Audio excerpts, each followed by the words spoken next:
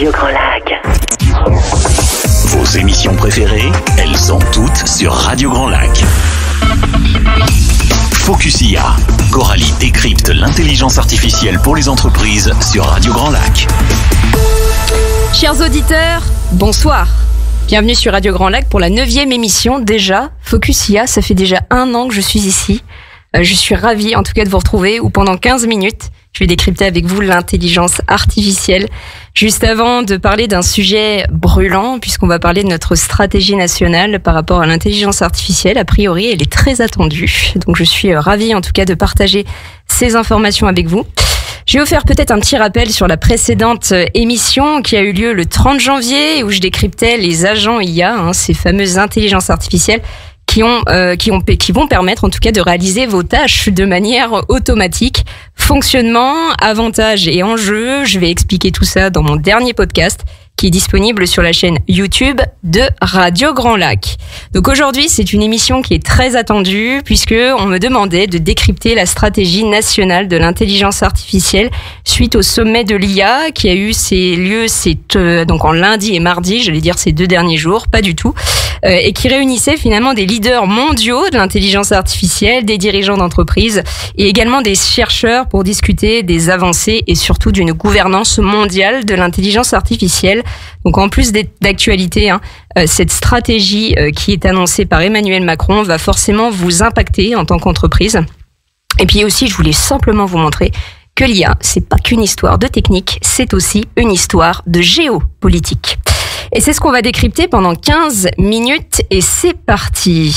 Donc je voudrais déjà faire un petit point en tout cas sur le sommet IA à Paris qui s'est tenu donc le 10 et le 11 février. Donc il avait une grande envergure puisque finalement les objectifs c'était finalement de se réunir autour de 5 thématiques, réunir plusieurs pays autour de 5 thématiques. Donc à savoir de construire et mettre à disposition des infrastructures publiques. On parlait d'infrastructures IA.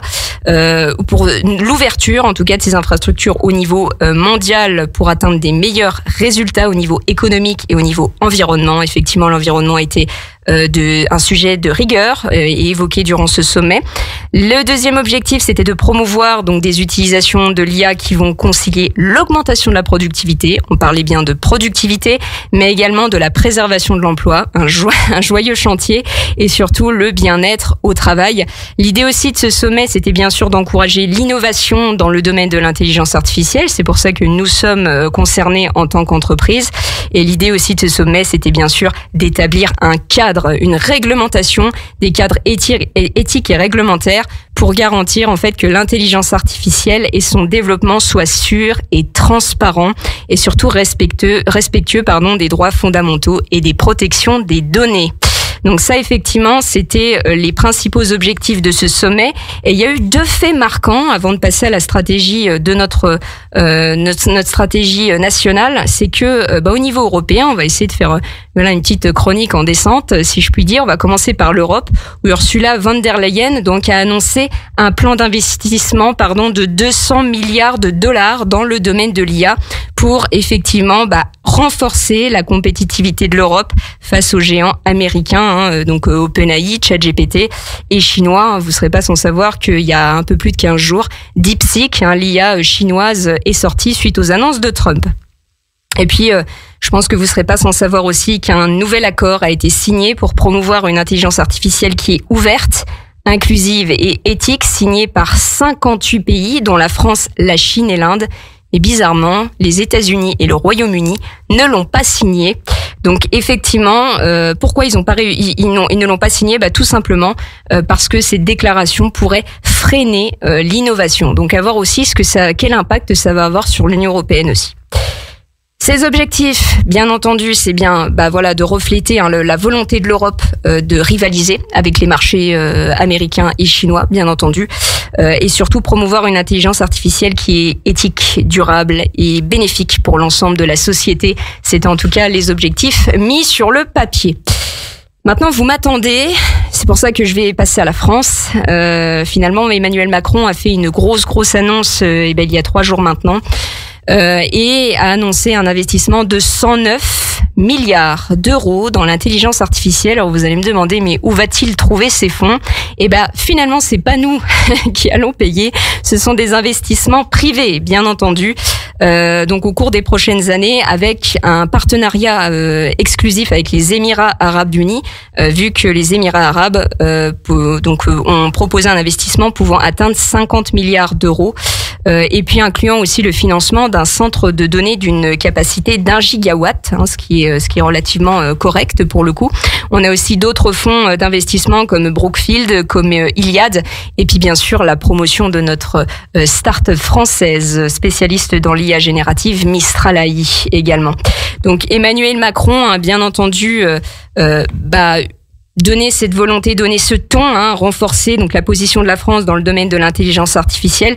Et puis surtout, il a parlé de développer des infrastructures essentielles en France, donc des centres de données, pour justement opter sur une indépendance technologique. Va-t-on l'avoir à long terme? Je n'en sais rien, mais effectivement, le projet est bien sûr de centraliser les centres de données en France. Et puis effectivement, Emmanuel Macron a bien insisté sur la nécessité de ne pas dépendre uniquement des innovations américaines et chinoises. Et puis effectivement, la France aussi, pourquoi Emmanuel Macron a fait ce choix aussi de centraliser ses data centers en France, puisque finalement, les data centers aujourd'hui sont très très consommateurs en énergie, vous le savez, ça soulève des préoccupations environnementales. Sauf que la France, elle dispose d'un atout majeur, c'est une énergie décarbonée grâce à son secteur nucléaire. Donc ça, c'est très intéressant, puisque finalement, la France vise aussi à maîtriser l'impact environnemental de ses infrastructures d'IA. Donc ça, c'est relativement aussi intéressant. Ensuite, la France a lancé un autre partenariat. C'est encore une grosse annonce avec 8 pays, dont la Suisse, notre confrère juste à côté, qui a lancé en fait une initiative nommée le Current AI pour promouvoir en fait une intelligence artificielle d'intérêt général. Donc c'est une initiative qui est dotée en fait d'un investissement de 400 millions de dollars. Et cette initiative, ça vise à développer l'accès à des bases de données publiques et privées dans des domaines et qui sont très importants tels que la santé ou l'éducation, et puis investir aussi dans des données et des outils open source. Donc ça, c'est effectivement la grosse annonce d'Emmanuel Macron. L'idée, c'est toujours de rendre l'IA plus transparente et sécurisée. Et puis, bien sûr, Emmanuel Macron a soutenu les startups françaises par effectivement la mise en avant de notre startup Mistral AI, donc spécialisée dans l'intelligence artificielle générative. Et puis, effectivement, on parle encore argent, puisque pour soutenir cet écosystème en pleine expansion, BPI France a annoncé le déploiement de 10 milliards d'euros qui visent à développer l'écosystème IA et surtout à encourager l'adoption de l'intelligence artificielle par nos entreprises françaises. On va être aussi dans un véritable encouragement de la part du gouvernement français à utiliser l'IA de la part de nos entreprises pour gagner en productivité et aussi être compétitive. Donc la France, elle affiche quand même une ambition claire, devenir un des leaders mondiaux de l'intelligence artificielle, tout en assurant son indépendance technologique. Et ça, c'est important aussi de le préciser. Alors, en quoi cette stratégie, ça va être une opportunité pour nous en tant qu'entreprise? Tout simplement parce que ces annonces, cette stratégie, elle est claire en termes de déblocage d'investissement. C'est surtout de nous encourager à faire usage de l'intelligence artificielle. Et ça, c'est vraiment une très très bonne nouvelle. Donc finalement, pour améliorer notre compétitivité, puisque grâce à l'IA, nous, en tant qu'entreprise, on va pouvoir automatiser des tâches qui sont chronophages et répétitives, et puis aussi de faire analyser de grandes quantités de données. Donc on va être aussi à fond sur l'optimisation de la productivité. On va pouvoir également personnaliser nos services. Donc c'est-à-dire que grâce à l'IA, nos entreprises peuvent aujourd'hui offrir des services, des produits beaucoup plus personnalisés. Pourquoi c'est aussi une opportunité? C'est grâce surtout à des financements et des soutiens publics, comme je l'ai dit, de la part de BPI France. Et vous ne serez pas sans savoir aussi qu'il existe un programme qui s'appelle IA Booster France, 2030, qui va offrir aussi des aides et un soutien technique pour intégrer l'IA dans l'opération des entreprises. Donc retenez bien son nom, c'est l'IA Booster France 2030. Donc effectivement, il y a des fonds, il y a des investissements pour encourager les entreprises à intégrer l'intelligence artificielle. Et puis effectivement, et ça a été annoncé par Emmanuel Macron, aussi il va y avoir un fort développement de tout ce qui est formation et développement des compétences pour éviter la fracture numérique, puisque un investissement va être consacré également à la formation de 3500 étudiants par an aux compétences en IA, puisque ça va garantir aux entreprises finalement une sorte de vivier de talents, si je puis dire, qualifiés pour soutenir leurs initiatives en matière d'IA. Donc ça veut dire qu'en plus il y aura pas un décalage entre le monde scolaire, c'est ce que Macron a annoncé, un décalage entre le monde scolaire et le monde de l'entreprise, et ça c'est plutôt une bonne nouvelle si l'éducation commence à être prise en main avec l'IA. Donc finalement ensuite, on va avoir tout ce qui est innovation et nouveaux modèles d'affaires, ce qui va permettre aussi, en quoi c'est une opportunité, ça va nous permettre aussi d'innover. Clairement, ces annonces en tout cas vont nous permettre d'innover, de développer des produits innovants et puis aussi d'explorer de nouveaux marchés grâce à l'intelligence artificielle. Donc voilà aussi en quoi c'est une belle opportunité pour nous. Je vais juste finir avec une actualité qui va en ravir plus d'un, et là je sors un petit peu du cadre entrepreneurial, mais plutôt je vais repartir sur un cadre un peu plus sociétal. C'est que suite à ces annonces, donc Elisabeth Borne veut rendre obligatoire les cours de ChatGPT dès la rentrée 2025. Donc la ministre de l'Éducation nationale a annoncé l'intégration de ces cours dans les programmes scolaires, et ce dès la rentrée 2025. Donc l'idée, ça va être de sensibiliser nos jeunes aux enjeux de l'IA, apprendre à prompter, mais aussi à développer leur esprit critique. Je parlais dans une de mes dernières émissions des enjeux de l'intelligence artificielle, et notamment de ne pas faire totalement confiance à une IA, bien vérifier ses sources, développer son esprit critique.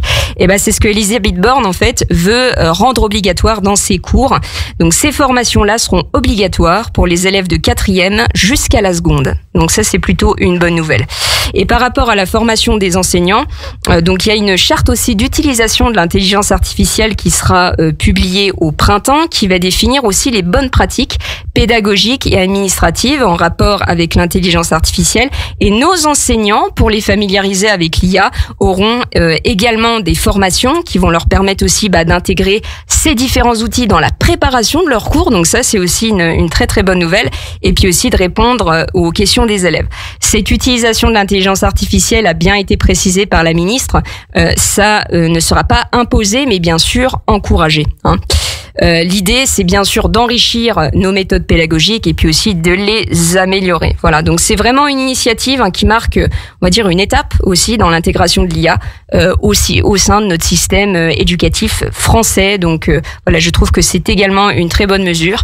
Voilà, écoutez, en tout cas pour moi c'est tout pour aujourd'hui. Je vous remercie de votre écoute. J'ai été particulièrement rapide aujourd'hui. J'espère en tout cas que ça aura été pour vous, que le décryptage en tout cas aura été clair pour vous également.